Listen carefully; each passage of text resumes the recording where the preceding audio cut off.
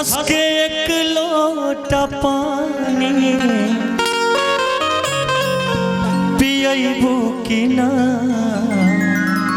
लेकिन कल्पना अभी sad song नहीं गाना है, एगो गाना गाए थे हम, रेड कलर के घगरा गोरी पागल बना बता। वो गाना हम चाहब कि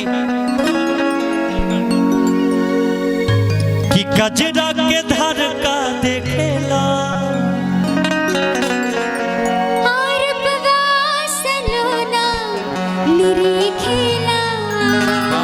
इनु भइल बात। अब रउआ कहीं अरे हमर नथुनिया सबके पागल बनावता।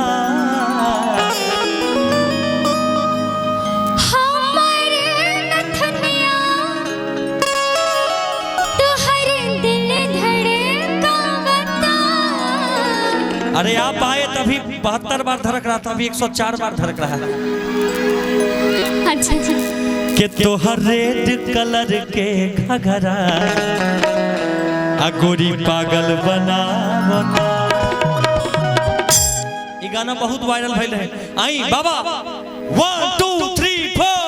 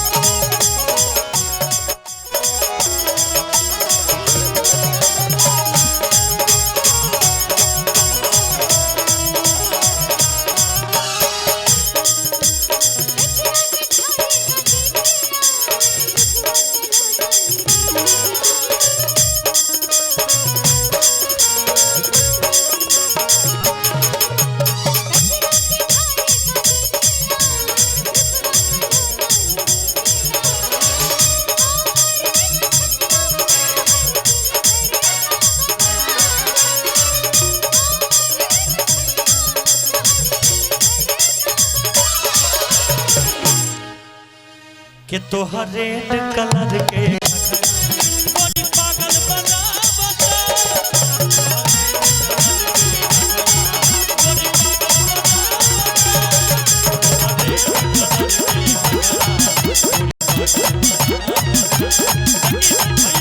हेलो हमार सुनाई देता बात।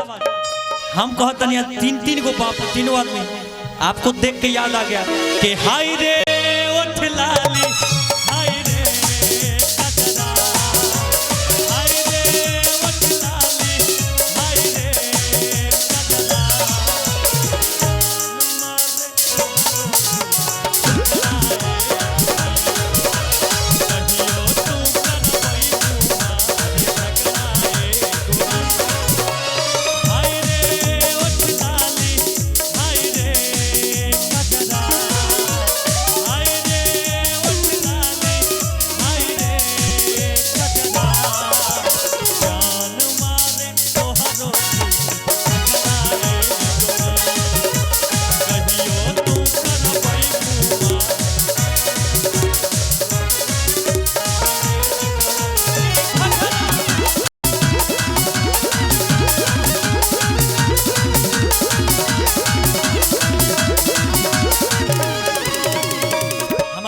मेला कमेटी के अध्यक्ष श्री पंकज सिंह भैया, उनके तरफ से हजारों हजार का आशीर्वाद बहुत बहुत। इससे पहले हमको भी मिला था कि दिल पे लगा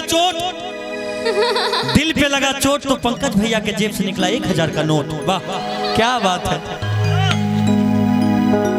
कि हमरा ओढ़नी के हवा तू सिंगार हो।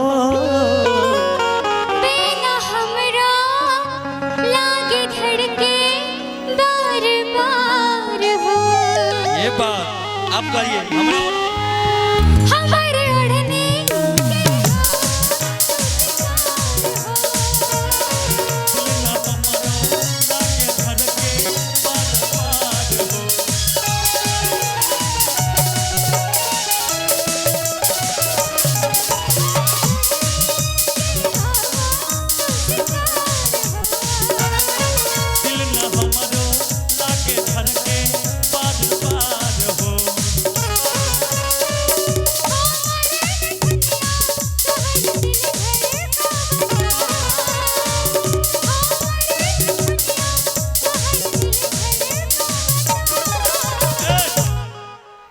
इधर आइए जी।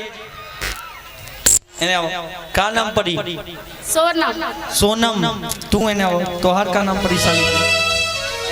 आंचल। बाप रे। ए जी नेपाल से आई है क्या? राजन भैया आपके विशेष फरमाइश पर आई है। क्या नाम है? मुस्कान। वाह। और आपका जी? पतली निशा। कि पागल बनैबे का रे पतर की पागल बनैबे का। आ तोरा देह में चुमुक लागल छुआ के पागल बनैबे का। देखी भाव कैसे बा लागल के इनका ओढ़नी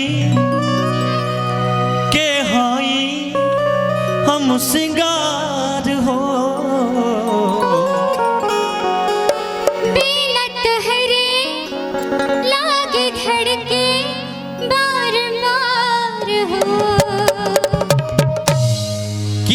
बात हमर अरे दिल धर का बता।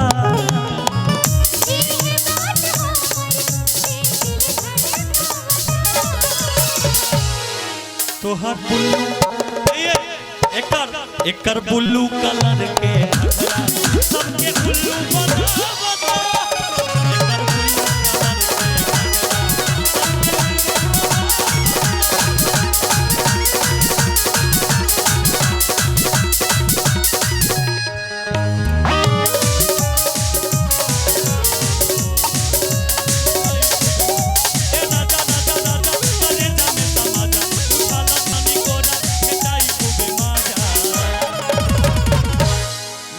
भैया अब बहिया में कसी के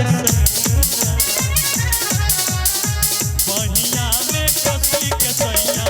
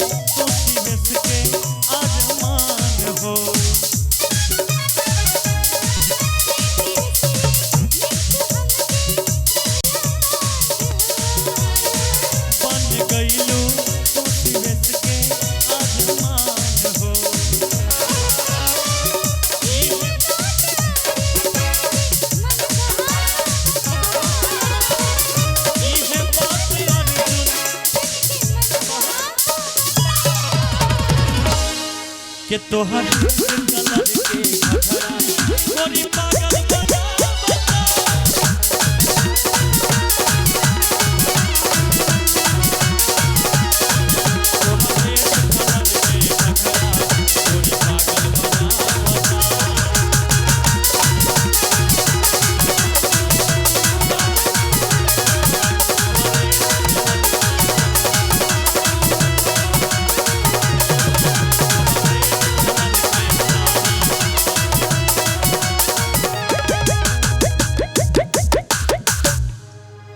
कि तोहर रेड कलर के साड़ी हमर दाढ़ी बढ़ावत।